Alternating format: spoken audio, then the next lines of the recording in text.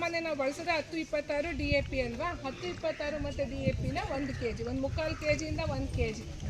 10-26 1/4 kg 1 kg, DAP 1/4 kg 1 kg. ಇದ್ರ ಜೊತೆಗೆ ಮಣ್ಣು ಪರೀಕ್ಷೆ ಆಧಾರದ ಮೇಲೆ ಕೊಡಬೇಕು. ಬಟ್ ಸಾಮಾನ್ಯವಾಗಿ ಇಷ್ಟನ್ನು ಕೊಡಿ. ಇದ್ರ ಜೊತೆಗೆ ನಮಗೆಲ್ಲ ಲಘು ಪೋಷಕಾಂಶಗಳ ಕೊರತೆ ಇದೆ. ಈಗ ಮೇಡಮ್ ಇಷ್ಟೊತ್ತು ಹೇಳಿದ್ರಲ್ವ, ಭತ್ತಕ್ಕೆ ಯಾವ ರೀತಿ ಲಘು ಪೋಷಕಾಂಶಗಳ ಕೊರತೆ ಇದೆಯೋ, ಮಣ್ಣಲ್ಲೇನೇ ಲಘು ಪೋಷಕಾಂಶಗಳ ಕೊರತೆ ಇರೋದ್ರಿಂದ ನೀವು ಯಾವ ಬೆಳೆ ಹಾಕೋದ್ರೂ ಆ ಲಘು ಪೋಷಕಾಂಶಗಳ ಕೊರತೆ ಎದ್ದು ಕಾಣಿಸುತ್ತೆ. ತೆಂಗಲ್ಲಿ ನೀವು ಹರಳುದ್ರ ಕಾಯಿಗಳನ್ನೇ ಉದುರೋಗುತ್ತೆ.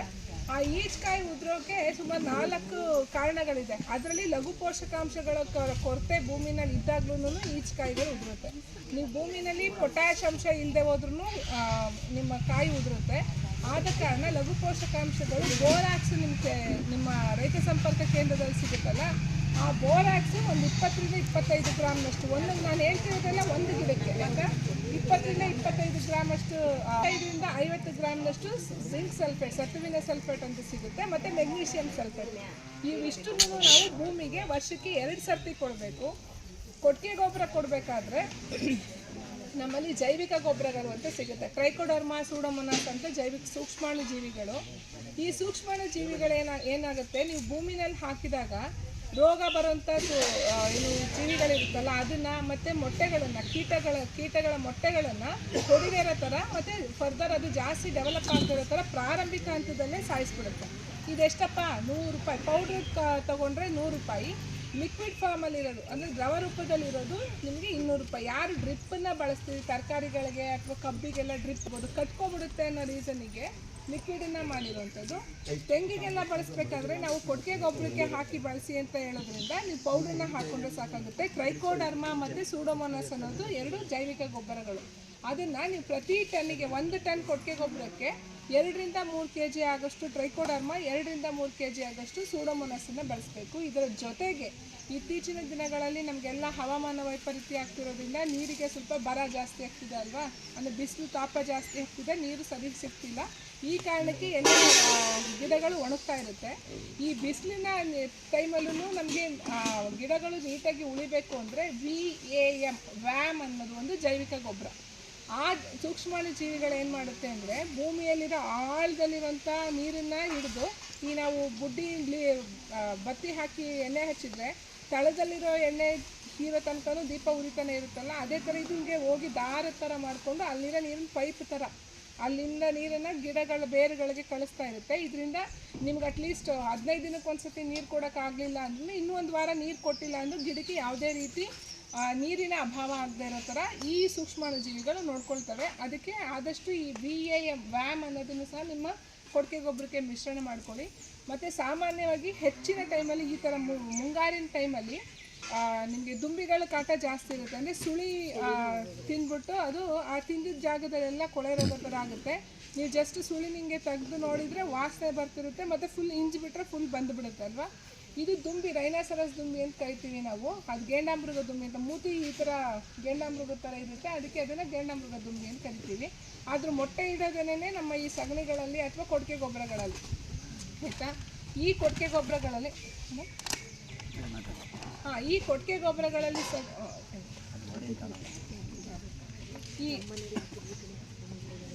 ಈ ಕೊಟ್ಟಿಗೆ ಗೊಬ್ಬರಗಳಲ್ಲಿ ಇದು ಮೊಟ್ಟೆ ಇಡುತ್ತೆ. ನಾವು ಮೆಟಾರೈಸಿಯಂ ಅನ್ನೋ ಒಂದು ಸೂಕ್ಷ್ಮಾಣು ಜೀವಿ ಸಿಗುತ್ತೆ. ಈಗ ಹೆಂಗೆ ಟ್ರೈಕೋಡರ್ಮಾ ಸೂಡೋಮೋನಾಸ್ ಅಂತ ಹೇಳಿದ್ನ, ಮೆಟಾರೈಸಿಯಂ ಅನ್ನೋದು ಒಂದು ಸೂಕ್ಷ್ಮಾಣು ಜೀವಿ.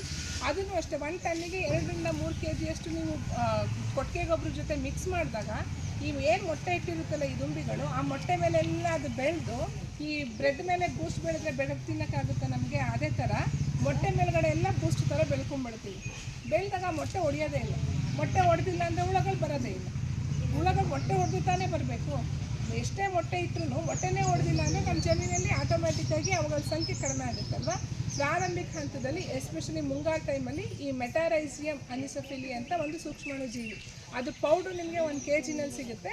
ಅದು 2-3 kg ನಿಮ್ಮ ಕೊಟ್ಟಿಗೆ ಗೊಬ್ಬರಕ್ಕೆ ಹಾಕಿ, 1 ಟನ್ ಕೊಟ್ಟಿಗೆ ಗೊಬ್ಬರಕ್ಕೆ ಆ ಕೊಟ್ಟಿಗೆ ಗೊಬ್ಬರನ ನೆರಳಲ್ಲೆಲ್ಲಾದರೂ ಇಟ್ಬಿಟ್ಟು 1 ವಾರ ಅಥವಾ 10 ದಿನ ಆದಮೇಲೆ ನೀವು ನೀಟಾಗಿ ಅಬ್ಸರ್ವ್ ಮಾಡಿದ್ರೆ ನಿಮ್ಮ ಕೊಟ್ಟಿಗೆ ಗೊಬ್ಬರ ಪೂರ ಬೂಸ್ಟ್ ಥರ ಇರುತ್ತೆ. ಅಂದರೆ ಬಿಳಿ ಇರುತ್ತಲ್ಲ, ಅದೆಲ್ಲ ಸೂಕ್ಷ್ಮ, ನೀವೇನು ಹಾಕಿರ್ತೀರ ಸೂಕ್ಷ್ಮಾಣು ಜೀವಿಗಳು, ಆ ಸೂಕ್ಷ್ಮಾಣು ಜೀವಿಗಳೆಲ್ಲ ಆ ಕೊಟ್ಟಿಗೆ ಗೊಬ್ಬರದ ಮೇಲೆ ಬೆಳೆದಿರುತ್ತೆ. ಅದನ್ನು ಮಿಕ್ಸ್ ಮಾಡಿಬಿಟ್ಟು ನೀವು ಏನು ಗೊಬ್ಬರ ಹಾಕೋ ಟೈಮಲ್ಲಿ ಹಾಕುವಂಥದ್ದು. ಗೊಬ್ಬರ ಹಾಕಬೇಕಾದ್ರೆ ಇನ್ನೊಂದು ಇಂಪಾರ್ಟೆಂಟ್ ನಾವು ನೋಟ್ ಮಾಡಬೇಕಾಗಿರೋದು, 3 ಅಡಿ ದೂರದಲ್ಲಿ, 3 ಅಡಿ ಇಲ್ಲದೆ ಹೋದರೆ ನಿಮ್ಮದು ಗಿಡ ಅಂತ ಹೇಳಿದ್ರೆ ನಿಮ್ಮ ಗಿಡದ್ದು ನೆರಳು ಕೆಳಗಡೆ ಬೀಳ್ತಿರುತ್ತಲ್ಲ, ಅಲ್ಲಿ ಯಥೇಚ್ಛವಾಗಿ ನಮಗೆ ಆ್ಯಕ್ಟಿವ್ ರೂಟ್ಸ್ ಅಂತ ಅಂದರೆ ಚಿಗುರು ಬೇರುಗಳು ಸಿಗೋಂಥದ್ದು. ಆ ನೆರಳು ಎಲ್ಲಿ ಬೀಳ್ತಿರುತ್ತೆ ಭೂಮಿ ಮೇಲೆ, ಮರದ್ದು ನೆರಳು ಅಲ್ಲಿ ಜಾಸ್ತಿ ಇರುತ್ತೆ. ಅಥವಾ 3 ಅಡಿ 3.5 ಅಡಿ ದೂರದಲ್ಲಿ ಬೇರುಗಳು, ಚಿಗುರು ಬೇರುಗಳು ಜಾಸ್ತಿ ಇರುತ್ತೆ. ನಾವು ಸಾಮಾನ್ಯವಾಗಿ ಬಡ್ಡೆಗೆ ತೊಗೊಂಡೋಗಿ ಗೊಬ್ಬರ ಹಾಕ್ತೀವಿ, ಅಲ್ಲಿ ವೇಸ್ಟ್ ನಮಗೆ ಮಳೆ ಬಂದರೆ ಎಲ್ಲ ಹರ್ಕೊಂಡೋಗ್ಬಿಡುತ್ತೆ. ಯಾಕಂದರೆ ಅಲ್ಲಿರೋ ಬೇರೆಲ್ಲ ಹಳೆಯ ಬೇರು, ಗಿಡಗಳು ಗಟ್ಟಿಯಾಗಿ ಭೂಮಿನಲ್ಲಿ ನಿಂತ್ಕೊಳ್ಳಿ ಅನ್ನೋದಕ್ಕೆ ಮಾತ್ರ ಅದು ಉಪಯೋಗ ಆಗ್ತಿರುತ್ತೆ. ಯಾವುದೇ ರೀತಿ ನೀರನ್ನು ಅಥವಾ ಪೋಷಕಾಂಶಗಳನ್ನು ಆ ಬೇರುಗಳು ತಗೊಳ್ಳಲ್ಲ. ಸೊ ನಾವು ಕೊಟ್ಟಿಗೆ ಗೊಬ್ಬರ, ನಾವು ಏನೇ ಗೊಬ್ಬರ ಹಾಕಬೇಕಾದ್ರೂ 3 ಅಡಿ ದೂರದಲ್ಲಿ ಒಂದು ಸ್ವಲ್ಪ ಆಳದಲ್ಲಿ, ಅಂದರೆ ಒಂದು ಅರ್ಧ ಅಡಿ ಆಳ ಅಗದಾಗ ಅಲ್ಲಿ ನಮಗೆ ಬಿಳಿ ಕಲರ್ ಚಿಗುರು ಬೇರು ಅಂದರೆ ನೀವು ನೋಡಿರ್ಬೋದು, ಆ ಡೋರ್ ಕಲರ್ ಮಣ್ಣು ಥರ ಇರುತ್ತೆ, ಒಳಗಡೆ ಬಿಳಿ ಇರುತ್ತಲ್ಲ ಆ ಬೇರುಗಳು, ಅದು ಒಂದು ಅರ್ಧ ಅಡಿ ಆಳ ಹಾಕ್ಬಿಟ್ಟು ಈ ಗೊಬ್ಬರಗಳನ್ನು ಹಾಕುವಂಥದ್ದು. ಬೇವಿನ ಹಿಂಡಿ, ಕೊಟ್ಟಿಗೆ ಗೊಬ್ಬರ, ಅದರ ಜೊತೆಗೆ ನಾವು ಈ ಮೈಕ್ರೋನ್ಯೂಟ್ರಿಯೆಂಟ್ಸ್, ಲಘು ಪೋಷಕಾಂಶಗಳು, ಬೋರಾನು, ಜಿಂಕು ಮತ್ತು ಮೆಗ್ನೀಷಿಯಮ್ ಸಲ್ಫೇಟ್ ಅಂತ ಏನು ಹೇಳಿದ್ದು ಅದನ್ನು ಮಿಶ್ರಣ ಮಾಡಿ ಒಂದು ಕಡೆ ಹಾಕ್ಕೊಳ್ಬೋದು. ಯೂರಿಯಾ, ಪೊಟ್ಯಾಶು ಮತ್ತು DAP ಇವುಗಳನ್ನು ಬಳಸಬೇಕಾದ್ರೆ ಸಪ್ರೇಟ್ ಬಳಸಬೇಕು. ಇವಾಗ ನಮಗೆ ಆಳುಗಳು ಕಡಿಮೆ ಅಂದಾಗ ನಾನು ಇದನ್ನೊಂದಿನ ಅದನ್ನೊಂದಿನ ಮಾಡೋಕ್ಕಾಗಲ್ಲ. ಆವಾಗ ಈ ಕಡೆ 3 ಅಡಿ ಈ ಕಡೆ 3 ಅಡಿ ಒಂದು ಸ್ವಲ್ಪ ಆಳ ಮಾಡಿ ಸಾವಯವ ಗೊಬ್ಬರಗಳನ್ನು ಒಂದು ಕಡೆ, ಅದ್ರ ಜೊತೆ ಲಘು ಪೋಷಕಾಂಶಗಳು ಮತ್ತು ರಾಸಾಯನಿಕನ ಒಂದು ಕಡೆ ಹಾಕಿ ಮಣ್ಣನ್ನು ಮುಚ್ಚಿ ನೀರನ್ನು ಕೊಡುವಂಥದ್ದು. ನೀರು ಕೊಟ್ಟಲಿಲ್ಲ ಅಂದರೆ ನೀವು ಎಷ್ಟೇ ಗೊಬ್ಬರ ಹಾಕಿದರೂ ಅದು ಉಪಯೋಗ ಆಗಲ್ಲ. ಚೆನ್ನಾಗಿ ನೀರು ಕೊಡಬೇಕು. ಈ ರೀತಿ ವರ್ಷಕ್ಕೆ 2 ಸತಿ ಮಾಡಿದಾಗ ಗಿಡಗಳು ಒಳಗಡೆಯಿಂದ ಸ್ಟ್ರೆಂತ್ ಆಗುತ್ತೆ. ಈಗ ನಮಗೆ ಕರೋನಾ ಬಂದಾಗ ಎಲ್ಲರೂ ಸತ್ವಾ? ಇಲ್ಲ.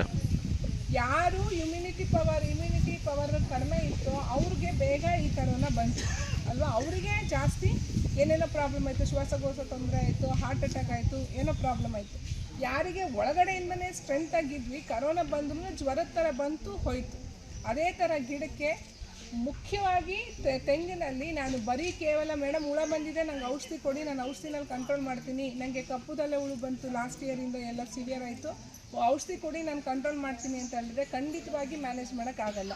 ನಮ್ಮ ತರಕಾರಿಗಳಲ್ಲೋ ಭತ್ತಗಳಲ್ಲೋ ಸ್ವಲ್ಪ ಎಕ್ಸ್ಟೆಂಟಲ್ಲಿ ನಾವು ಏನು ಬರೀ ರಾಸಾಯನಿಕಗಳನ್ನು ಉಪಯೋಗಿಸಿ ಕಂಟ್ರೋಲ್ ಮಾಡ್ಬೋದು. ಬಟ್ ತೆಂಗಿನಲ್ಲಿ ಆ ಥರ ಮಾಡೋಕ್ಕೆ ಸಾಧ್ಯನೇ ಇಲ್ಲ. ನಾವು ಸಮಗ್ರವಾಗಿ ಪೋಷಕಾಂಶ ನಿರ್ವಹಣೆ ಮಾಡಿ ಗಿಡಗಳನ್ನು ಎಷ್ಟು ಆರೋಗ್ಯವಾಗಿರ್ತೀವೋ ಅಷ್ಟು ನಾವು ರೋಗಗಳನ್ನು ಮತ್ತು ಕೀಟಗಳನ್ನು ತಂತಾನೇ ಹತೋಟಿಗಿಡಕ್ಕೆ ಸಹಾಯ ಆಗುತ್ತೆ. ರೋಗ ಈಗ ಬಿಸಿಲು ಕಾಲದಲ್ಲಿ, ಮಳೆಕಾಲದಲ್ಲಿ ನಿಮ್ಗೆ ಹೇಳಿದೆ ದುಂಬಿಗಳು ಬರ್ತವೆ. ಅದ್ರ ಜೊತೆಗೆ ಇನ್ನೊಂದು ಕೆಂಪು ಮೂತಿ ಹುಳು ಬರುತ್ತೆ. ಈ ದುಂಬಿ, ರೈನೋಸೆರಸ್ ದುಂಬಿ ಮೇಲ್ಗಡೆ ಸುಳಿ ತಿನ್ನುತ್ತೆ. ನೀವು ಅಬ್ಸರ್ವ್ ಮಾಡಿ, ಎಲ್ಲರೂ ತೋಟ ತುಂಬ ನೆಗ್ಲೆಕ್ಟ್ ಮಾಡಿದ್ರಂದರೆ, ನೀಟಾಗಿ ನೋಡ್ಕೊಳ್ತಿಲ್ಲ ಅಂದರೆ, ಕೆಳಗಡೆ ಏನಾದ್ರು ಗೋಂದು ಥರ ಅಥವಾ ರಕ್ತದ ಥರ ಸೋರ್ತಾ ಇದ್ದರೆ ಅದನ್ನು ಹೋಗಿ ತಟ್ಟಿದ್ರೆ ಅದ್ರ ಮೇಲೆ ಅದು ಒಳ್ಳೆ ಟೊಳ್ ಸೌಂಡ್ ಬರ್ತದೆ, ಡಬ್ ಡಬ್ ಡಬ್ ಅಂತ ಸೌಂಡ್ ಬರ್ತಿರುತ್ತಲ್ಲ. ಇದೇನಂದರೆ ಕೆಂಪು ಮೂತಿ ಹುಳು ಇರುತ್ತೆ. ಮೂತಿಗೆ ಚೂಪಾಗಿ ಕೆಂಪು ಕಲರ್ ಇರುತ್ತೆ, ಅದು ಬಾಡಿ ಎಲ್ಲ ಕೆಂಪು ಕಲರ್ ಇರುತ್ತೆ, ದೇಹ ಪೂರ. ಮುಂದ್ಗಡೆ ತಲೆ ಮಾತ್ರ ಸ್ವಲ್ಪ ಕಪ್ಪಿರುತ್ತೆ. ಅದೇನು ಮಾಡುತ್ತೆ, ಈ ಕೆಳಗಡೆ ಪೋರ್ಷನ್ ನಮ್ಮ ಮಣ್ಣಿಂದ 1-2 ಅಡಿ 3 ಅಡಿ ಮಾತ್ರ ಅದಕ್ಕೆ ತೆಂಗಿನ ಮರದ ಮೇಲೆ ಹತ್ತಕ್ಕೆ ಸಾಧ್ಯ.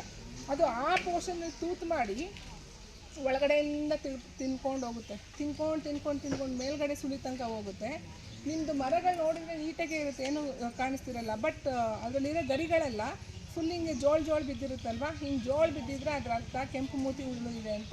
ಯಾಕಂದರೆ ಅದು ಒಳಗಡೆಯಿಂದ ತಿಂದು ಎಲ್ಲ ಖಾಲಿ ಮಾಡಿದಾಗ ಇಲ್ಲಿ ಏನು ಪೋಷಕಾಂಶ ಕೊಡ್ತಿರೋ ಅದನ್ನು ಹೀರ್ಕೊಳ್ಳೋಕ್ಕೆ ಯಾವುದೂ ನಾಳಗಳಿರಲ್ಲ. ಅಲ್ಲಿ ಬಿಟ್ಟ ಯಾವ ಪೋಷಕಾಂಶನೂ ಹೋಗ್ತಾರಲ್ಲ ಆವಾಗ ಎಲೆಗಳೆಲ್ಲ ಗರಿಗಳು ಹಂಗೆ ನೇತಾಡ್ತಿರ್ತವೆ, ಜೋತ್ ಬಿದ್ದಿರುತ್ತೆ, ಫುಲ್ ಹಿಂಗೆ ಜೋತ್ ಬಿದ್ದಿರುತ್ತೆ. ನೋಡಿದ್ದೀರಾ?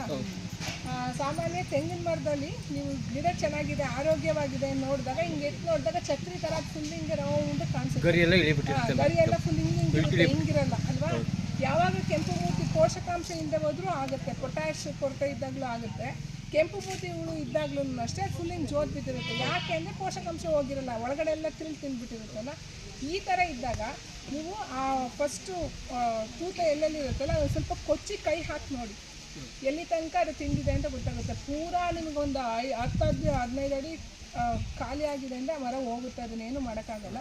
ಪ್ರಾರಂಭಿಕ ಹಂತದಲ್ಲಿ ನೀವು ಕೈ ಹಾಕಿ ನೋಡಿ, ಒಂದಿಷ್ಟುದ್ದ ಏನಾದರೂ ಡ್ಯಾಮೇಜ್ ಆಗಿದ್ದರೆ, ಅದು ತಿರ್ಲು ನಿಮಗೆ ಹುಟ್ಟೆ ಸಿಗ್ತಾ ಇದ್ದರೆ ಅದನ್ನೆಲ್ಲ ತೆಗೆದು ಕ್ಲೀನ್ ಮಾಡಿಕೊಂಡು, ಮಣ್ಣಿರುತ್ತಲ್ಲ ಕೆಮ್ಮಣ್ಣಿಗೆ ಔಷಧಿ, ನಿಮಗೆ ಡೈಕ್ಲೋರವಾಸ್ ಅಂತ ಔಷಧಿ ಸಿಗುತ್ತೆ, ಅದನ್ನು ಮಿಕ್ಸ್ ಮಾಡಿಬಿಟ್ಟು ಒಳಗಡೆ ಸಿಮೆಂಟ್ ಮಾಡಿ, ಅಂದರೆ ಒಳಗಡೆಗೆಲ್ಲ ತುಂಬಿಡಿ. ಅದನ್ನು ಹಿಂಗೆ ತುಂಬೋದ್ರಿಂದ ಅಂತ ಕರಿತೀವಿ ನಾವು ಅದನ್ನು ಬ್ಲೈಟ್ಯಾಕ್ಸ್ ಅಂತ.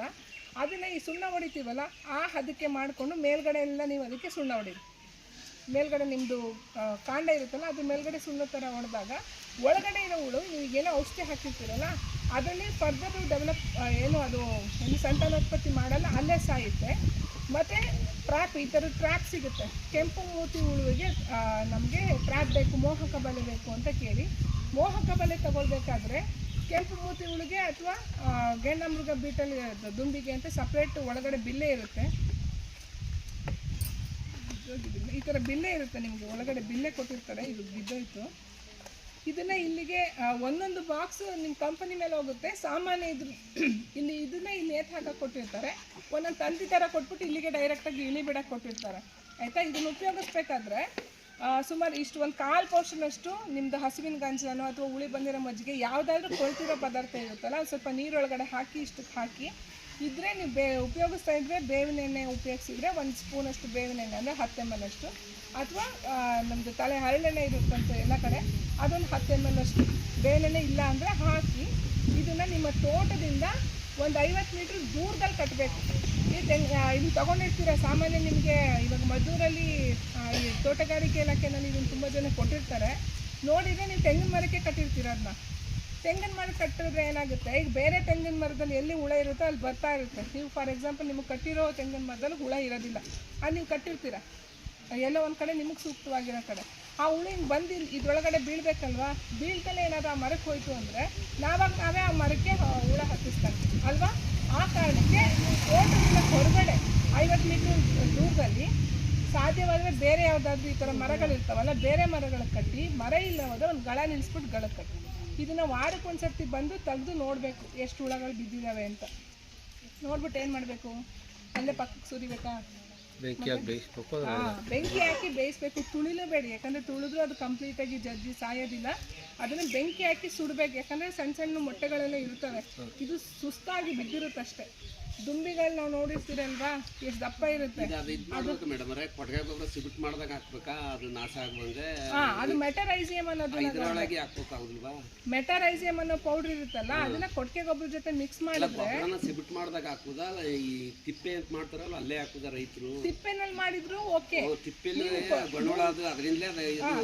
ತಿಪ್ಪೆ ಹಾಕಿರ್ತೀರಲ್ಲ ಅವಾಗ ನೀವು ಅಂಗ ಹಾಕಕ್ ಹೋದಾಗ ಕ್ಲೋರೋಪೈರಿಪಾಸ್ ಅಂತ ಔಷಧಿ ಸಿಗುತ್ತೆ ಅಂತ 2 ml 1 ಲೀಟರ್ ಹಾಕೊಂಡು ತಿಪ್ಪೆಗಳು ಎಲ್ಲಿರುತ್ತೆ ಅಲ್ಲಿ ಒಂದು ತಿಂಗಳಿಗೆ 2 ತಿಂಗಳಿಗೆ ಒಂದೊಂದ್ಸತಿ.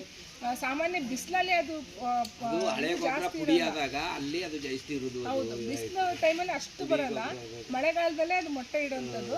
ಈಗ ಮಳೆಗಾಲ ಅಂತ ಗೊತ್ತಿರುತ್ತಲ್ಲ, ಇಂಥ ಟೈಮಲ್ಲಿ 2 ತಿಂಗಳಿಗೆ ಒಂದೊಂದ್ಸತಿ ಅಲ್ಲಿಗೆ ಸಿಂಪಡಣೆ ಮಾಡಿಬಿಡಿ. ನೀವು ಎಲ್ಲಿ ತಿಪ್ಪೆ ಹಾಕಿರ್ತೀರಲ್ಲ ಅಲ್ಲಿಗೆ ಮಾಡಿದರೆ ಅದು ಅಲ್ಲೂ ಉತ್ಪತ್ತಿ ಆಗಲ್ಲ. ನೀವು ಬೇರೆ ಎಲ್ಲಾದ್ರೂ ಕೊಟ್ಟಿಗೆ ಗೊಬ್ಬರ ತರಿಸಿದ್ರೆ ಭೂಮಿಗೆ ನಿಮ್ಮ ತೋಟಕ್ಕೆ ಒಳಗಡೆ ಹಾಕೋಕ್ಕೂ ಮುಂಚೆ ಆ ಕೊಟ್ಟಿಗೆ ಗೊಬ್ಬರಕ್ಕೆ ಮೆಟರೈಸಿಯಂ ಅನ್ನೋದು ಸಿಗುತ್ತಲ್ಲ, ಆ ಮೆಟರೈಸಿಯಮನ್ನು 2 kg 1 ಟನ್ಗೆ 2 kg ಆಗೋಷ್ಟು ಮಿಶ್ರಣ ಮಾಡಿದರೆ ಅಲ್ಲಿ ನೀವು ಮೊಟ್ಟೆ ಮಾಡೋದನ್ನೆಲ್ಲ ತಡಿಬೋದು. ಈಗ ಆಲ್ರೆಡಿ ಗಿಡಕ್ಕೆ ಹತ್ಬಿಟ್ಟಿರುತ್ತಲ್ಲ ಅದನ್ನ ತಡಿಬೇಕು ಅಂದಾಗ ಇದನ್ನ ಹಾಕ್ಬೇಕಾಗಿರೋದು. ಅಂದ್ರೆ ಈ ಜನಗಳಿಗೆ ಸಿಬಿಟ್ ಮಾಡಿ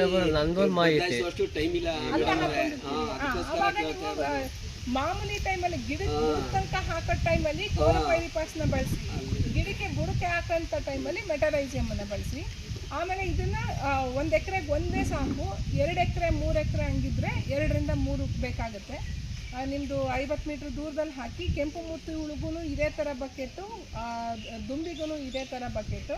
ಕೆಂಪು ಮೂತಿ ಹುಳುಗೆ ಅಂದರೆ ಬೇರೆ ಬಿಲ್ಲೆ ಮತ್ತು ದುಂಬಿಗೆ ಅಂದರೆ ಬೇರೆ ಬಿಲ್ಲೆ. ಇದು ಇಂಪಾರ್ಟೆಂಟು. ಮತ್ತು ಈ ಬಕೆಟನ್ನು ನೀವು ಎಸೆಯೋ ಅವಶ್ಯಕತೆ ಇಲ್ಲ. ಇದು ಒಡೆದೋಗೋ ತನಕನೂ ನೀವು ಬಳಸಿ. ಒಳಗಡೆ ಇರೋ ಬಿಲ್ಲೆ ಮಾತ್ರ 4-5 ತಿಂಗಳಿಗೆ ಒಂದೊಂದು ಸರ್ತಿ ಚೇಂಜ್ ಮಾಡಬೇಕು. ಅದ್ರ ವಾಸನೆ ಹೊರಟೋಗುತ್ತೆ, ಅದ್ರ ಪವರ್ ಹೊರಟೋಗುತ್ತೆ ಆ ಕಾರಣಕ್ಕೆ.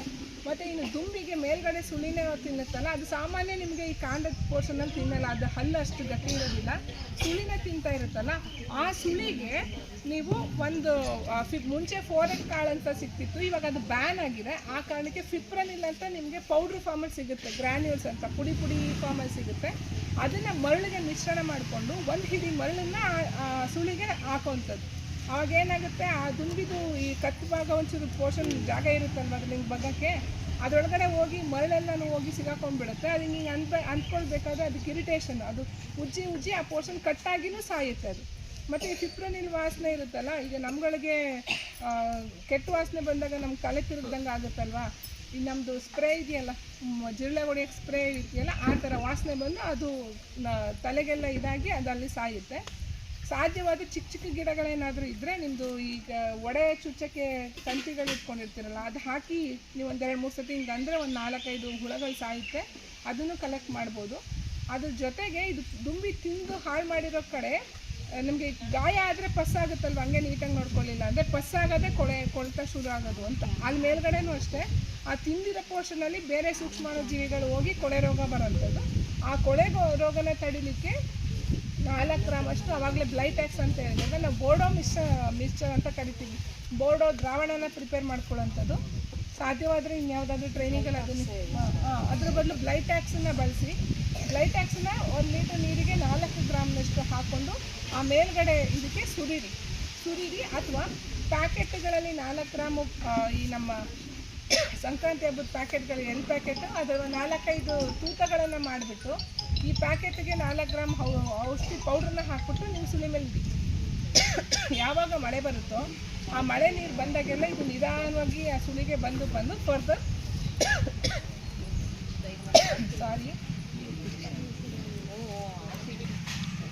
ಅದು ಕೊಳೆ ರೋಗ ಬರೋದು ಅವಾಯ್ಡ್ ಆಗುತ್ತೆ. ಅದ್ರ ಜೊತೆಗೆ ನುಸಿನುಂಡೆ, ನಾವೆಲ್ಲ ಮನೆಯಲ್ಲಿ ಸೀರೆ ಬಟ್ಟೆಗೆಲ್ಲ ಹಾಕಿರ್ತೀವಲ್ಲ ನುಸಿನುಂಡೆ, ಆ ನ್ಯಾಪ್ಥಲಿನ್ ಬಾಲು ಒಂದು ಆತೆ ಉಂಡೆ ಅಂತೀವಿ. ಅದು ಫುಲ್ ಪುಡಿ ಮಾಡಬೇಡಿ, ಒಂದು 5-6 ಸತಿ ಕುಟ್ಟಿ ತರಿ ಇದಂಗೆನೆ ಅದಕ್ಕೆ ಹಾಕಿ ಆವಾಗ ಕಂಟ್ರೋಲ್ ಆಗುತ್ತೆ.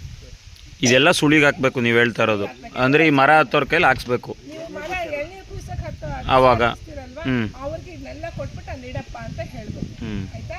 ಇನ್ನೊಂದು ನಮಗೆ ಜಾಸ್ತಿ ಇಲ್ಲಿ ಸ್ಟೆಮ್ ಬ್ಲೀಡಿಂಗ್ ಬರುತ್ತೆ, ಇಲ್ಲ ಇಲ್ಲಿ ಸಾಮಾನ್ಯ ಸ್ಟೆಮ್ ಬ್ಲೀಡಿಂಗ್ ಬರಲ್ಲ. ಅಂದ್ರೆ ರಕ್ತ ಸೋರಸ್ ಕೆಲವು ಗಿಡಗಳಿಗಿದೆ, ಮರಗಳಿಗೆ ರಕ್ತ ಸೋರೋ ರೋಗ ಬರುತ್ತಲ್ಲ, ನೀವು ಈಗ ಟ್ರೈಕೋಡರ್ಮಾ ಸೂಡೋಮೋನಾಸ್ನ ಕೊಟ್ಟಿಗೆ ಗೊಬ್ಬರದ ಜೊತೆ ಹಾಕಿ ನಮ್ಮ ಭೂಮಿನಲ್ಲಿ ನಾವು ಜಾಸ್ತಿ ಟ್ರೈಕೋಡರ್ಮಾ ಸೂಡೋಮೋನಾಸ್ನ ಸೇರಿಸಿಟ್ಟು ಅದು ತಂತಾನೆ ಹತೋಟಿಗೆ ಬರುತ್ತೆ. ಅದಾಗ್ಯೂ ನಮಗೆ ಬಂದರೆ ಈ ಕೂಡಲಲ್ಲಿ ನೀವು ಮಾತಾಡಬೇಕಾದ್ರೆ, ಫೋನಲ್ಲಿ ಮಾಡಬೇಕಾದ್ರೆ, ಏನಾದ್ರು ಕೆಲಸಕ್ಕೆ ಇದು ಮಾಡಬೇಕಾದ್ರೆ ಅಥವಾ ನೀವು ಮರಕ್ಕೆ ಹತ್ತಬೇಕಾದ್ರೆ ಕೂಡಲನ್ನ ಅಲ್ಲಿಗೆ ಸಿಗಿಸ್ದಿರಲ್ಲ, ಆದಷ್ಟು ಅದನ್ನು ಅವಾಯ್ಡ್ ಮಾಡಿ. ಎಲ್ಲೆಲ್ಲಿ ಅದು ಡ್ಯಾಮೇಜ್ ಆಗುತ್ತಲ್ಲ ಆ ಡ್ಯಾಮೇಜ್ ಆಗೋ ಪೋರ್ಷನಿಂದನೇ ಈ ರೋಗ ಬರೋಂಥ ಸೂಕ್ಷ್ಮಾಣುಜೀವಿಗಳು ಎಂಟ್ರಿ ಆಗುತ್ತೆ. ಅದನ್ನು ಅವಾಯ್ಡ್ ಮಾಡಿದ್ರೆ ನಮ್ಗೆ 50% ರೋಗನೇ ಬರೋಲ್ಲ. ಆಯಿತಾ? ಅದು ಆ ಟ್ರ್ಯಾಕ್ಟ್ರ್ ಹೋಗುತ್ತಲ್ಲ, ಅದಕ್ಕೆ ಟ್ರ್ಯಾಕ್ಟ್ರ್ ಅವಾಯ್ಡ್ ಮಾಡಿ ಅಂತ ಹೇಳೋದು. ಇನ್ನೊಂದು ಇದನ್ನು ಅಷ್ಟೇ, ಈ ಏನು ಟಚ್ ಮಾಡಬಾರ್ದು, ಗಾಯ ಮಾಡಬಾರ್ದು ಆಗೋದು. ಒಂದು ಗಿಡದಿಂದ ಇನ್ನೊಂದು ಗಿಡಕ್ಕೆ ಟ್ರ್ಯಾಕ್ಟ್ರ್ ಆ ಮಣ್ಣನ್ನು ತಗೊಂಡು ಮುಂದೆ ಹೋಗುತ್ತಲ್ಲ, ಆವಾಗ ಈಸಿಯಾಗಿ ಸ್ಪ್ರೆಡ್ ಆಗುತ್ತೆ. ಆ ಕಾರಣಕ್ಕೆ ಟ್ರ್ಯಾಕ್ಟ್ರನ್ನ ಎಲ್ಲಿ ರೋಗ ಬಂದಿರುತ್ತೆ ಆ ತೋಟದಲ್ಲಿ ಆದಷ್ಟು ಅವಾಯ್ಡ್ ಮಾಡಿ. ಮತ್ತು ನೀವು ಬೇರೆ ಕಟ್ಟುವಂಥದ್ದು, ಈ ಮುಂದೆ ಹೇಳ್ತೀನಿ, ಕಪ್ಪು ತಲೆ ಹುಳು, ನುಸಿ, ಆಮೇಲೆ ಈ ರೋಗ ಏನೇ ಬಂದ್ರೂ ದೊಡ್ಡ ಗಿಡಗಳಿಗೆ ನಾವೇನು ಸ್ಪ್ರೇ ಮಾಡೋಕ್ಕಾಗಲ್ಲ. ಸಿಂಪಡಣೆ ಮಾಡಬೇಕು ಅಂದರೆ ತುಂಬ ಎತ್ತರ ಇರುತ್ತೆ, ಅದಷ್ಟು ನಮಗೆ ವರ್ಕೌಟ್ ಆಗೋಲ್ಲ. ಭೂಮಿಯಿಂದಲೇ ನಾವೇನಾದರೂ ಕೊಡಬೇಕಾಗಿರೋದು. ನನಗೆ ಬೇರು ಕಟ್ಟೋಕ್ಕಾಗಲ್ಲ ಅಂತಂದವರು ಔಷಧಿಗಳನ್ನು ಬುಡಕ್ಕೆ ಸುರಿಬೋದು, ಅದು ಜಾಸ್ತಿ ಪ್ರಮಾಣದಲ್ಲಿ ಬೇಕು ಮತ್ತು ಕಾಸ್ಟ್ಲಿ ಅದು. ಆ ಕಾರಣಕ್ಕೆ ನಾವು ಒಂದು 3 ಅಡಿ 4 ಅಡಿ ದೂರದಲ್ಲಿ ನೋಡಿದಾಗ ನಾವು ಆವಾಗಲೇ ಹೇಳ್ದಂಗೆ ಚಿಗುರು ಬೇರೆ ಸಿಗುತ್ತೆ, ನಮ್ಮ ಪೆನ್ಸಿಲ್ ಥಿಕ್ನೆಸ್ ಅಂತ ನಾವು ಬೆರಳಷ್ಟು ದಪ್ಪದ್ದು. ಆ ಇದಕ್ಕೆ ಈ ಹುಳಗಳಿಗೆ ಹತೋಟಿ ಮಾಡಬೇಕಂದ್ರೆ ಮೋನೋಕ್ರೋಟೋಪಾಸ್ ಅಂತ ಕರಿತೀವಿ ನಾವು. ಮೋನೋಕ್ರೋಟೋಪಾಸ್ ತರಕಾರಿಗೆ ಭತ್ತಕ್ಕೆಲ್ಲ ಬ್ಯಾನ್ ಆಗಿದೆ, ತೆಂಗಿಗೆ ಬ್ಯಾನ್ ಆಗಿಲ್ಲ. ತೆಂಗಿಗೆ ಬೇಕು ಅಂತ ಕೇಳ್ಬಿಟ್ಟು ಇಸ್ಕೊಳ್ಳಿ. ಮೋನೋಕ್ರೋಟೋಪಾಸ್ನ 7 ವರ್ಷಕ್ಕಿಂತ ಮೇಲ್ಪಟ್ಟದಾದರೆ 7.5 ml ಅಷ್ಟು, 10 ವರ್ಷಕ್ಕಿಂತ ಮೇಲ್ಪಟ್ಟದಾದರೆ 10 ml ಅಷ್ಟು, ಅಷ್ಟೇ ಪ್ರಮಾಣದ ನೀರು ತೊಗೊಂಡು ಮಿಕ್ಸ್ ಮಾಡಿ ಸೊಲ್ಯೂಷನ್ ರೆಡಿ ಮಾಡ್ಕೊಳ್ಳಿ. ಈ ಬೇರೆ ಮುಂದಿನ ಪೋರ್ಷನನ್ನು ನಾವು ಒಂದು ಚಾಕುನಲ್ಲಿ ನೀಟಾಗಿ ಕಟ್ ಮಾಡಿ, ಯಾಕಂದರೆ ಮಣ್ಣೆಲ್ಲ ಸೇರ್ಕೊಂಡು ಬ್ಲಾಕ್ ಆಗಿಬಿಟ್ಟಿರುತ್ತೆ.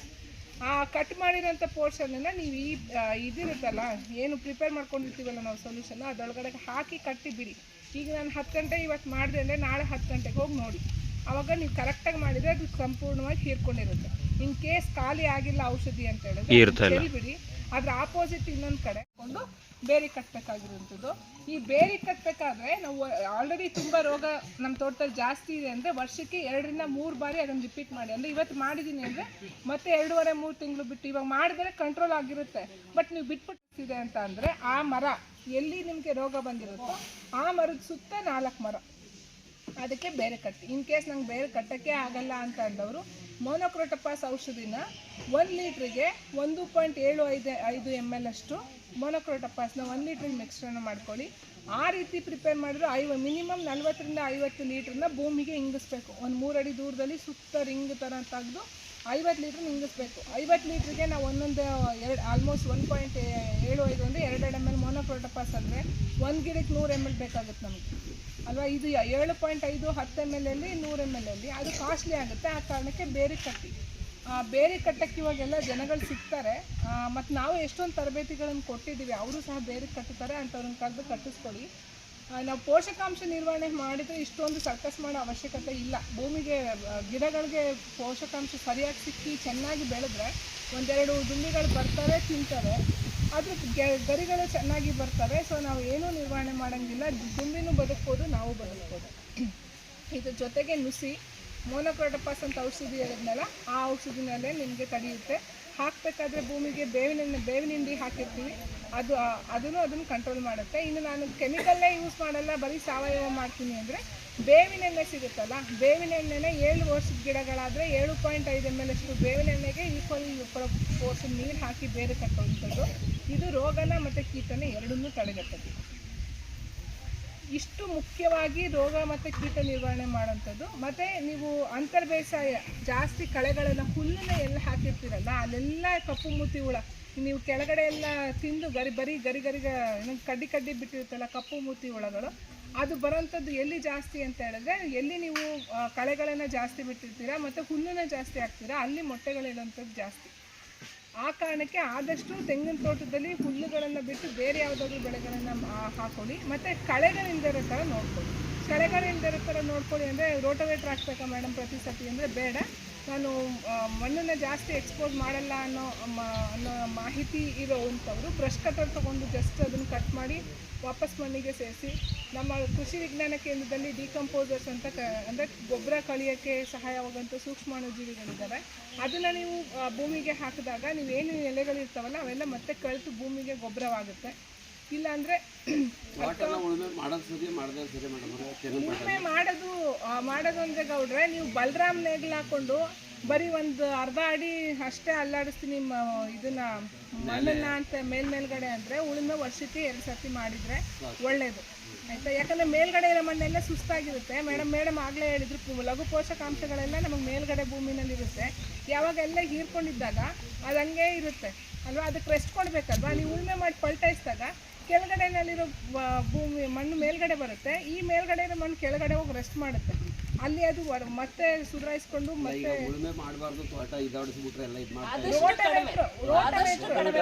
ಟ್ರ್ಯಾಕ್ಟರ್ ಉಳುಮೆ ಮಾಡಬಾರ್ದು. ರೋಟೋವೇಟ್ರ್ ಹಾಕ್ತಿರಲ್ವ ನೀವು, ಅದೊಂದು 5-6 ಟನ್ ಇರುತ್ತೆ. ಅದು ಹಾಕಿದಾಗ ನಮ್ಮದು ರೋಡ್ ಕಾಂಕ್ರೀಟ್ ರೋಡ್ ಮಾಡ್ದಂಗೆ ಆಗುತ್ತಲ್ವಾ, ಆ ಕಾರಣಕ್ಕೆ ಮಾಡಬೇಡಿ ಅಂತ ಹೇಳ್ತಾರೆ. ರೋಟು ಓಡಿಸಿದ್ರೆ ಮಣ್ಣು ಹಾಳಾಗುತ್ತೆ ನೋಡ್ರಿ, ಅಲ್ಲಿರುವಂಥ ಜೀವಿಗಳು ಸಾಯುತ್ತವೆ. ಮತ್ತೆ ಎಲ್ಲ ಯಾವಾಗ ನಿಮ್ಮ ಮಣ್ಣು ಟೈಟ್ ಆಗಿಬಿಡುತ್ತಲ್ಲ ಆ ಒಳಗಡೆ ಇರೋಂಥ ಜೀವಿಗಳಿಗೆ ಉಸಿರಾಡಕ್ಕೂ ಇನ್ನೂ ಜಾಗ ಇರಲ್ಲ, ಆವಾಗೆಲ್ಲ ಸತ್ತೋಗುತ್ತೆ. ನಾವು ಏರಲ್ಲಿ ಉಳುಮೆ ಮಾಡ್ಬೋದಾ ಮೇಡಮ್?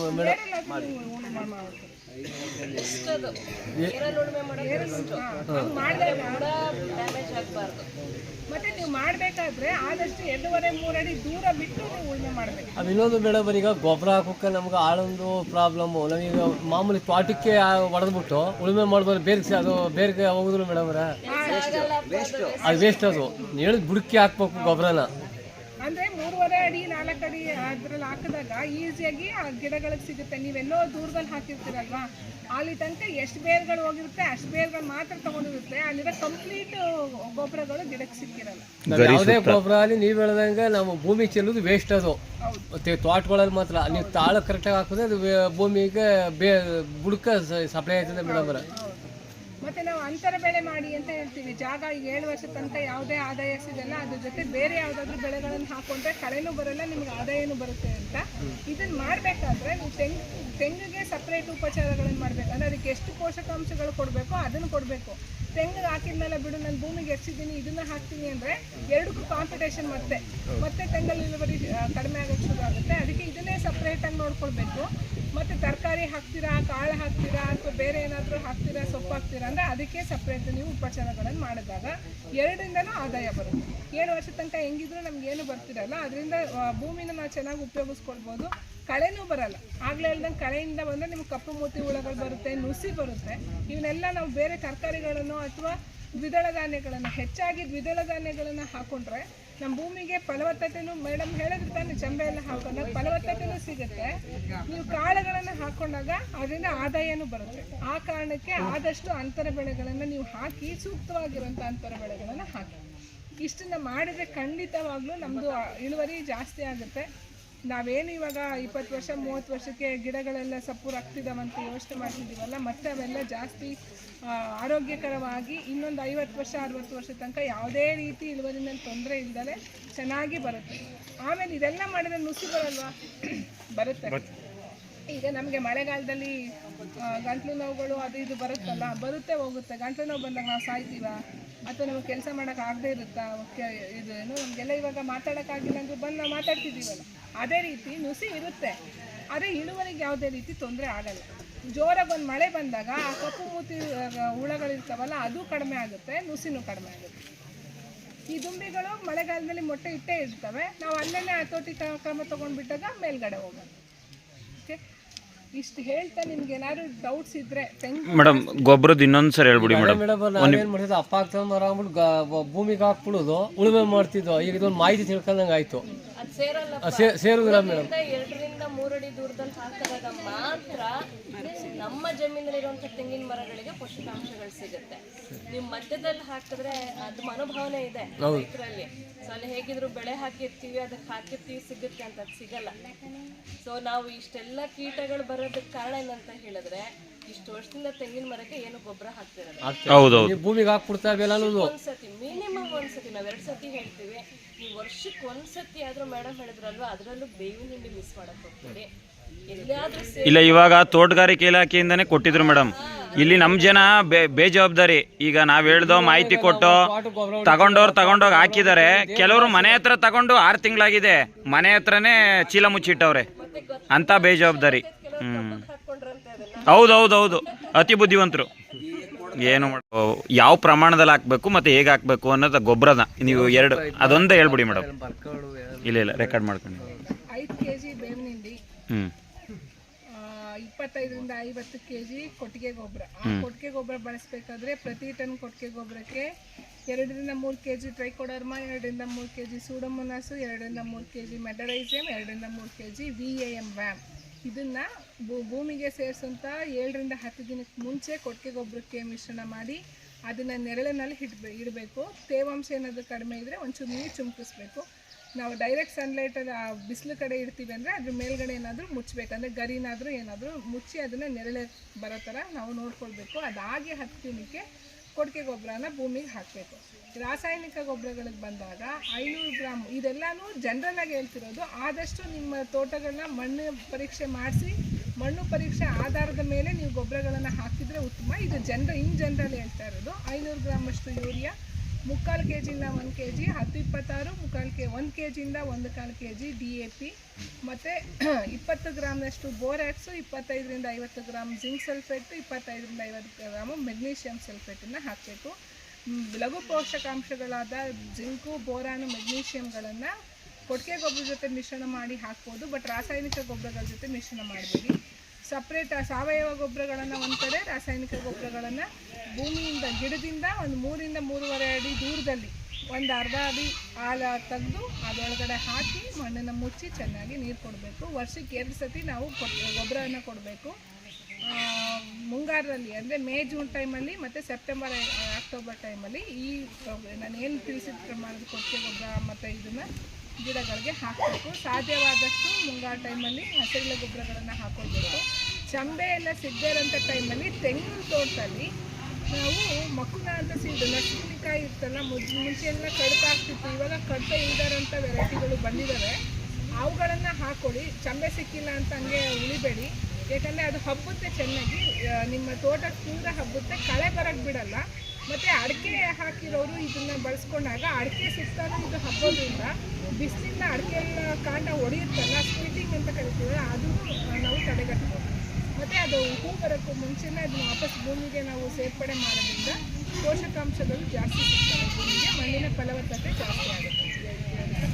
ಪ್ರಕಾರ ತೆಂಗು ಮತ್ತು ತೆಂಗು ಮತ್ತು ಅಡಿಕೆ ಎರಡೂ ಒಂದೇ ಜಾತಿ ಬೆಳೆಗಳಾಗಿರೋದ್ರಿಂದ ಎರಡು ಒಂದೇ ರೀತಿಯಾದ ಪೋಷಕಾಂಶಗಳನ್ನು ಬೇಡೋದ್ರಿಂದ ಅಲ್ಲಿ ಕಾಂಪಿಟೇಷನ್ ಜಾಸ್ತಿ ಆಗುತ್ತೆ. ಮತ್ತು ಒಂದಕ್ಕೆ ರೋಗ ಬಂದರೆ ಅದು ಈಸಿಯಾಗಿ ಎರಡು ಒಂದೇ ಜಾತಿಯಾಗಿರೋದ್ರಿಂದ ಇನ್ನೊಂದು ಬೆಳೆಗಳಿಗೂ ಬೇಗ ಹಾನಿ ಮಾಡೋ ಕಾರಣ ಅದನ್ನು ತೆಂಗಿನ ಮಧ್ಯೆ ಅಡಿಕೆ ಹಾಕಬಾರ್ದು. ನಾವು ಜಾಸ್ತಿ ಸಪ್ರೇಟು ಅದನ್ನು ಮನಸ್ಸಲ್ಲಿ ಇಟ್ಕೊಂಡು ಅಡಿಕೆ ತೆಂಗನ್ನ ಜಾಸ್ತಿ 30 ಅಡಿ ಬಿಟ್ಟು ಮಧ್ಯದಲ್ಲಿ ಮಾತ್ರ ಅಡಿಕೆನೂ ಜಾಸ್ತಿ ಬಿಟ್ಟು ಎರಡಕ್ಕೂ ನಾವು ಸಪ್ರೇಟ್ ಉಪಚಾರಗಳನ್ನು ಮಾಡ್ತೀವಿ, ಜಾಸ್ತಿ ಕೇರಿಂದ ನಾವು ನೋಡ್ಕೊಳ್ತೀವಿ ಅಂದಾಗ ಅದು ನಿಮಗೆ ಬಿಟ್ಟಿದ್ದು. ಆದರೆ ನಾವು ಓವರಾಲ್ ಎಲ್ಲರನ್ನೂ ನೋಡಿಕೊಂಡು ಮಾಡಿದಾಗ ಅಡಿಕೆ ಮತ್ತು ತೆಂಗನ್ನು ಒಟ್ಟಿಗೆ ಹಾಕ್ಬಾರ್ದು.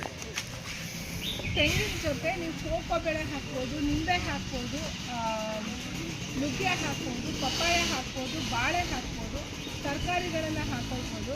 ಹೂವಿನ ಬೆಳೆಗಳು ನಿಮ್ಮದು ಚೆಂಡು ಹೂವನ್ನ ಹಾಕ್ಬೋದು. ಮತ್ತು ಬಾಳೆ ಹೇಳಿದೆಲ್ಲ, ಮೆಣಸು ತುಂಬ ಚೆನ್ನಾಗಿ ಬರುತ್ತೆ. ಚೆನ್ನಾಗಿ ನೆರಳು ಬರೋಕ್ಕೆ ತೆಂಗು ಚೆನ್ನಾಗಿ ನೆರಳು ಬಂದು ನಿಮ್ಮ ತೋಟ ಪೂರ ನೆರಳಾದರೆ ನೆರಳನ್ನ ಇಷ್ಟಪಡುವಂಥ ಗಿಡಗಳನ್ನು ಹಾಕ್ಕೊಳ್ಬೋದು. ಅಡಿಕೆನ ಹಾಕ್ಬಾರ್ದು ವೈಜ್ಞಾನಿಕವಾಗಿ. ಇದು ಹಾಕ್ಬೋದಾ ಮೇಡಮ್? ರೇಷ್ಮೆ ಕಡ್ಡಿ ಹಾಕ್ಬೋದಾ? ರೇಷ್ಮೆ ಕಡ್ಡಿಗೂ ಬಿಸಿಲು ಜಾಸ್ತಿ ಬೇಕು. ಪ್ರಾರಂಭಿಕ ಅಂದರೆ ಸ್ಟಾರ್ಟಿಂಗ್ ನೀವು 7 ವರ್ಷ ಹಾಕೊಳ್ತೀವಿ ಅಂತ ಹೇಳಿದ್ರೆ ಸೊಸಿ ಒಳಗಂಟು ಹಾಕೋಬೋದಾ ಮೇಡಮ್? ಸೊಸಿ ಒಳಗಂಟು ಹಾಕೋಬೋದಾ? ಸಸಿ ತನಕ ಹಾಕ್ಬೋದು. ದೊಡ್ಡದಾಗಿ ಫುಲ್ಲು ಕವರ್ ಆಗಿಬಿಡುತ್ತಲ್ಲ, ಆ ಟೈಮಲ್ಲಿ ಅಷ್ಟು ಚೆನ್ನಾಗಿ ಬರಲ್ಲ. ತೆಂಗಿಗೆ ಪೋಷಣೆ ಮಾಡೋದು ನಿಲ್ಲಿಸಬಾರ್ದು. ಅದು ನಾವು ಮಾಡೋ ಮೇಜರ್ ನೀವು ಯಾವುದೇ ಅಂತಾರೆ ಗೊಬ್ಬರ ಕೊಡ್ತಾವನಿ ಅದೆಲ್ಲ ಹೇಳ್ಕೊಳ್ಳೋಕೆ ಚಿಕ್ಕ ಗಿಡ ಅಲ್ವಾ, ಆ ಥರ ಮನೋಭಾವ ಮಾತ್ರ ಇಟ್ಕೋಬಾರ್ದು. ಅದಕ್ಕೆ ನೀವು ಇದಕ್ಕೇನು ಕೊಡ್ತೀವಿ ಅದಕ್ಕೂ ಕೊಡ್ತಾ ಇರಬೇಕು. ಕೊಡ್ಬೋದು. ಈಗ ನೀವು ರೇಷ್ಮೆ ಬೆಳೆ ಸಪ್ರೇಟ್ ಭೂಮಿನಲ್ಲಿ ಬೆಳೆದಿದ್ರೆ ಏನೇನು ಹಾಕ್ತಿದ್ರೋ ತೆಂಗೊಳಗಡೆ ಬಂದರೂ ಹಾಕಬೇಕು. ತೆಂಗಿಗೆ ಸಪ್ರೇಟ್ ಗೊಬ್ಬರ, ಇದಕ್ಕೆ ಸಪ್ರೇಟ್ ಗೊಬ್ಬರ. ತೆಂಗಿಗೆ ಸಪ್ರೇಟ್ ನೀರು, ಇದಕ್ಕೆ ಸಪ್ರೇಟ್ ನೀರು. ಈ ಮುಸ್ಕಿನ ಜೋಳ ಮುಸ್ಕಿನ ಜೋಳ ಹಾಕಬಾರ್ದು. ಮುಸ್ಕಿನ ಜೋಳ ಹಾಕಿದ್ರೆ ನಿಮಗೆ ಕಪ್ಪು ಮೂತಿ ಉಳಿಯೋದು ಚಾನ್ಸಸ್ ಜಾಸ್ತಿ ಆಗುತ್ತೆ. ಮತ್ತು ಮುಸ್ಕಿನ ಜೋಳ ಜಾಸ್ತಿ ಪೋಷಕಾಂಶ ಇರೋದ್ರಿಂದ ತೆಂಗು ಎಸ್ಪೆಷಲಿ ಚಿಕ್ಕ ಗಿಡಗಳ ಮಧ್ಯೆ ಹಾಕಿದಂತೂ ಜಾಸ್ತಿ ಹೊಡ್ತಾ ಬಿಡುತ್ತೆ ತೆಂಗಿಗೆ. ಎಲ್ಲ ಒಂದೇ ಜಾತಿ ಸಾಧ್ಯವಾದ ಅದು ಇದಕ್ಕೆಲ್ಲ ಮರದಕ್ಕೆಲ್ಲ ಹೇಳೋದು ವ್ಯವಸಾಯಕ್ಕೆ ಅದ್ರ ಇದು ಇದಾಗ್ಬಿಡ್ತದೆ. ಅದು ಮುಸ್ಕಿನ ಜೋಳ ಹಾಕಿದ್ರೆ ಅದ್ರ ಬದಲು ಬೇರೆ ಬೆಳೆ ಮಾಡೋಕೆ ಭತ್ತ ರಾಗಿ ಅದಕ್ಕೆ ಅಂತಾರಲ್ಲ, ಅದು ಯಾವ ಥರ ಅಂತ. ಯಾಕೆ ಅಂದರೆ ಮುಸ್ಕಿನ ಜೋಳ ಜಾಸ್ತಿ ಪೋಷಕಾಂಶ ಇರುತ್ತೆ. ನೀವು ಜಾಸ್ತಿ ಹೆಚ್ಚಿಗೆ ಪೋಷಕಾಂಶಗಳನ್ನು ಕೊಟ್ಟು ನೀಟಾಗಿ ಬೆಳೆದು ಮತ್ತೆ ಒಂದು ಬೆಳೆ ಪರಿವರ್ತನೆ ಮಾಡಿ ಗಿಡಗಳು ಒಂದು ಬೆಳೆಯಿಂದ ಇನ್ನೊಂದು ಬೆಳೆಗೆ ಒಂದು ಸ್ವಲ್ಪ ಟೈಮ್ ಕೊಟ್ಟು ಭೂಮಿ ಸುಧಾರಿಸ್ಕೊಳ್ಳೋಕ್ಕೂ ಎಲ್ಲ ಕೊಟ್ಟು ಮಾಡಿದಾಗ ನಿಮ್ಮ ಭೂಮಿಗೇನು ತೊಂದರೆ ಆಗಲ್ಲ.